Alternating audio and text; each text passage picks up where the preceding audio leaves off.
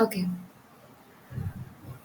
Hello everyone. So today we are going to see the next um, concepts in JavaScript, which are very important. So the concept which we are going to discuss in this video is very important. You have to really remember this. So today we have how to add JavaScript in HTML document. So okay. So this is we are going to see how to add the JS in HTML document. So up to now we saw some concepts of JavaScript. So now I don't know what is happening, but now we are going to see how we can add, JavaScript in HTML document. Okay, so which is very important. So yeah, so there are mainly to add JavaScript in HTML document. Several methods can be used. So this method include embedding JavaScript directly within the HTML file or linking an external JavaScript file. So we have inline JavaScript, we have internal JavaScript, and internal JavaScript. In internal JavaScript, we have to add it within the script tag. Okay, and these are the mainly two ways. Okay, so inline JavaScript is you can write JavaScript code directly inside the HTML element using the on click, on mouse over, or other event handler attributes. So internal JavaScript is you use the script tag. Okay, so use the script tags to specify that you're writing a JavaScript code here. Okay, so yeah, let's move further. Let's see, we have other concepts on this. Let's see that concepts, and then I'm going to demonstrate an example for you. Okay, so okay, yeah, so now let's see. Okay, okay, so let's see how we can. Here we have JavaScript code inside head tag. So we can put with the using script we can do two different things here. We can add it in the head tag, the HTML head tag, or otherwise we can simply add it in the inside the body tag. Okay, we can do any of these things. We can add it either in the head tag or in the head tag or in the body tag. And next we have external JavaScript. That means we use external JavaScript file. We specify in the HTML code, the JavaScript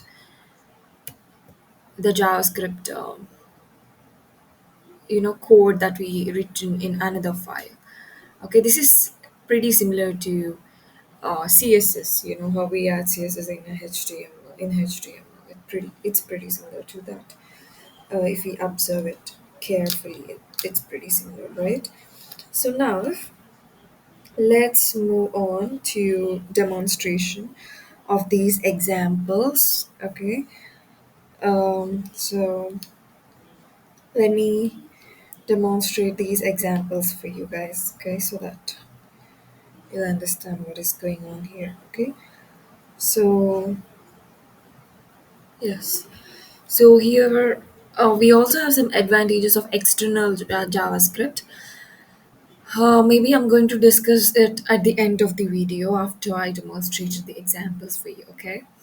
So now let's see how we do the first one, which is inline JavaScript, right? So let's see. I'm going to quickly go to the VS Code.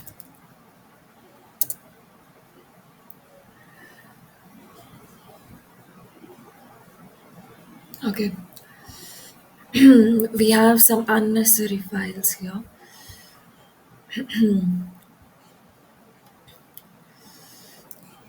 We need HTML, right? Today we are using HTML.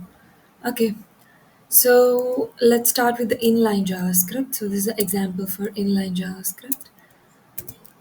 First we put the doc type, next HTML. In that, let's write head, title, and the title is inline JS. Okay, so next we have body, which is very, very important when it comes to JavaScript. The main content of the JavaScript code is in the body. Okay, I'm sorry about that. I don't know what just happened. What happened?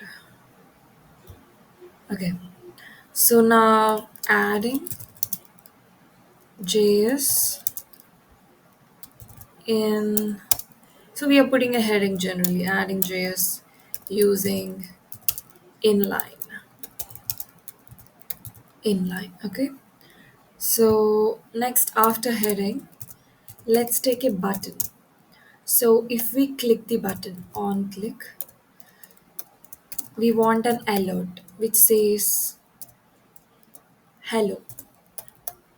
Okay, so now close this. Okay, something happened here.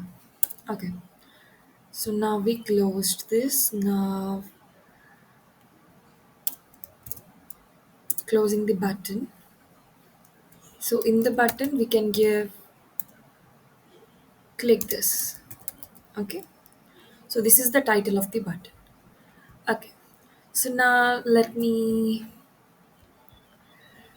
save it in the name with the name inline. Okay, so now let's try to run this. Let's see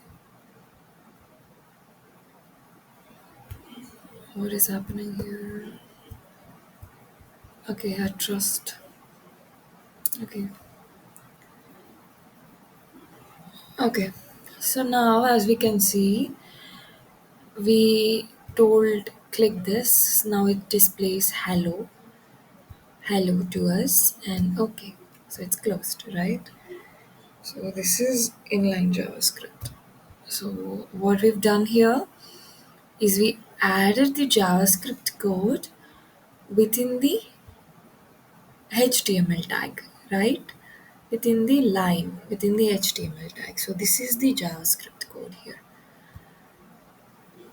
Okay. Yeah. So next, let's move on to our next example. Um, I don't want to create you know, another code here. So I would just use the same, modify this, modify the same. Okay. So HTML head. So now we are taking the internal JavaScript, internal JS. Okay. So this is the demonstration for internal JS. So now let's do it for the head section, internal head. Internal JS in the head head section. Okay, so now let's we have to write the script tag here, right? So we are writing it in the head section. So script. Okay, so now we are writing a function. Let's try to write a function.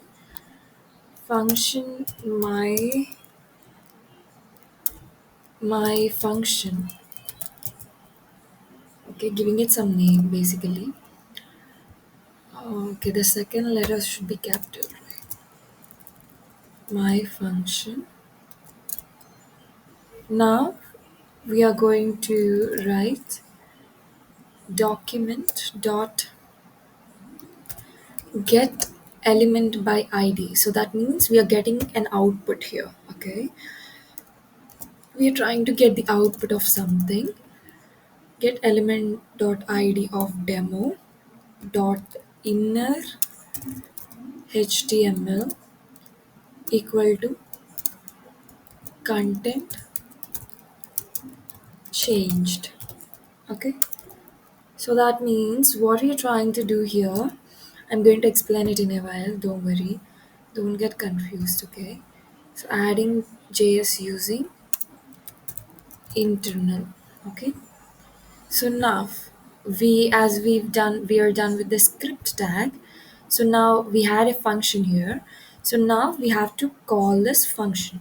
So by clicking this button, let's demonstrate it as calling this, this by clicking this button, you call that function, so that this is displayed, content changed is displayed on the screen for you. Okay, so my function, let's take all this away so that we can write our code.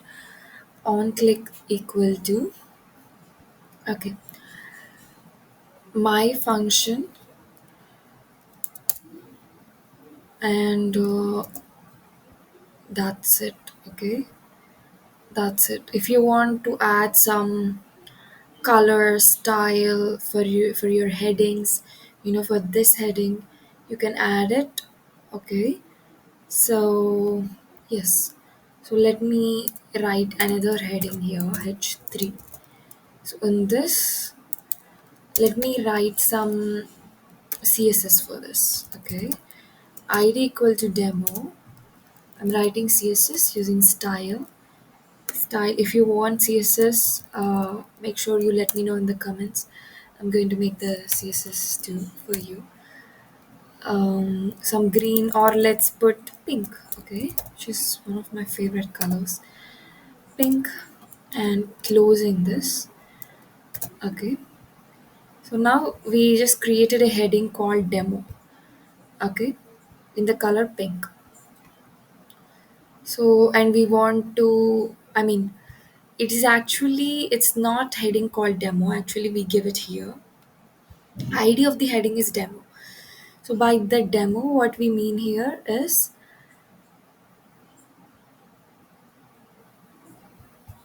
I'm going to demonstrate it for you, okay? So that you will get a clear idea of what I'm trying to tell you here. So, hello there. Hello there. Okay. So let me try to show it to you. Let me save it. So now let's run it again, so that you will get an idea of what I'm trying to do. So I think hello there is not visible. So let me change the color and let me change it to maybe yellow. Okay. So now let's try to run this again. Oh my god. It's still not visible. Okay. Please. Hello, hello. Let's put blue. Okay. Okay. I hope it is visible for us. Okay.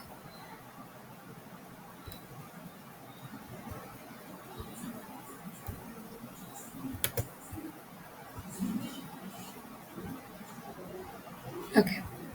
Perfect. So now, if we click this, it turns as content changed. Okay. So if we click this, it changed as content changed. But initially, it is how is it? It is in this way, right? Hello there. If we click this, content is changed.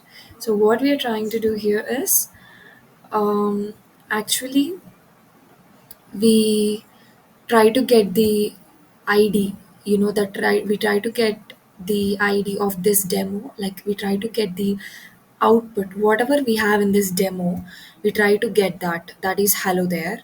Okay, that is what we printed here, that is what we initially there. But then what we've done is, but when we click this button, instantly this function is executed. So when the function is executed, then the matter changes as content changed. Okay, the matter which is initially it is hello there. It changed as content changed, right? Okay. So if you have any doubts on this, you can comment down below and ask me. So next, let's see the third one. No, we have to actually demonstrate in the body section. Okay, so let's continue with that. Okay, so now let me remove this head section here and let me write body. Okay, so now we have to take the script and we have to write it in the body section. Okay, where can we put it is we can put it at the end before closing the body tag. Okay, so I'm doing the same thing here. I didn't change like slightest single thing here. I've just, you know, everything is same. I didn't change anything. Everything is same, and we just place the shift script tag in the body section. That's it. Okay, we didn't did anything more than that. So now let's reload and let's see what's happening here. The same thing is happening. Nothing's changed. Okay. So what's the difference between these two? Okay, what is the difference between these two? Let me show you. So here, if you want to know the difference between what happens when we put the script tag in the head section, I mean script tag in the head tag, or what happens if we put the script tag in the body tag, what happens? What's the main difference between these two? Is placing JavaScript within the head section of an HTML document ensures that the script is loaded and executed as the page loads. So this is useful for the scripts that need to be initialized before the page content is rendered. Okay. So JavaScript can also be placed inside the body section. Typically, scripts placed at the end of the body load after the content. So the load once the content is loaded, which can be useful if the script depends on the DOM being fully loaded. Okay. So what is the concept of DOM? It is nothing, guys. It's so simple. So if you want me to make a video on that, I'm going to. I feel like I have to say that at the beginning itself, but I don't know why I didn't share it with you. Why I didn't yet made a video on that, but I'm going to make a video very soon. Okay. So yeah, so in the head tag, the content is loaded before the page is rendered.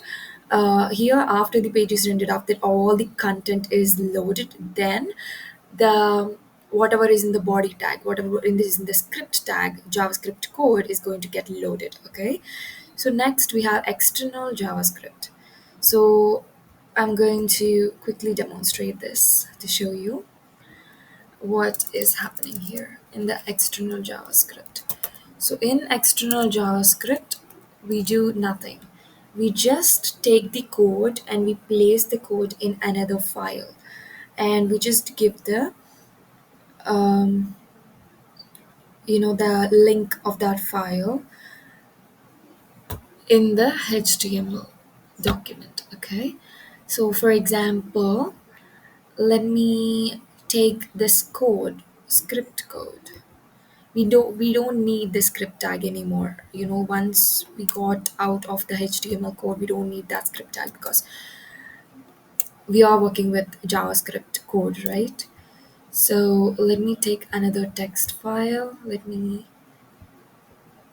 take a JavaScript text file and let me place this and save this real quick.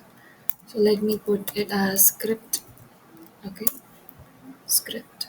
So now what I'm doing here is we are going to define it here. This is external JS. Okay, and so now what I'm going to do is I'm going to define it in the title itself, like after the title, script, using the script tag again, script src equal to script dot js. I feel like there are two codes here which are not needed. Okay, and now I'm closing the script tag. Okay, so that's it. So let's try to run this. So again, nothing happened. Everything's same, but there are differences in the placement. That's it. Where we place the JavaScript code. Okay, that's it. Okay, so let's see the advantages of the external JavaScript. Again, when it comes to CSS, external CSS is more beneficial compared to the normal CSS. And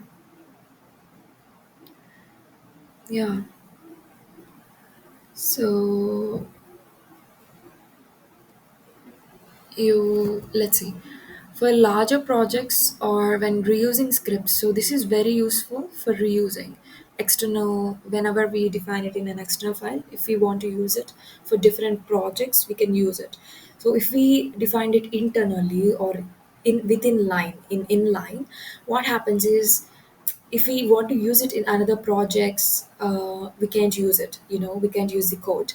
So yeah, reusing scripts across the multiple HTML files, you can place your JavaScript code in an external .js file.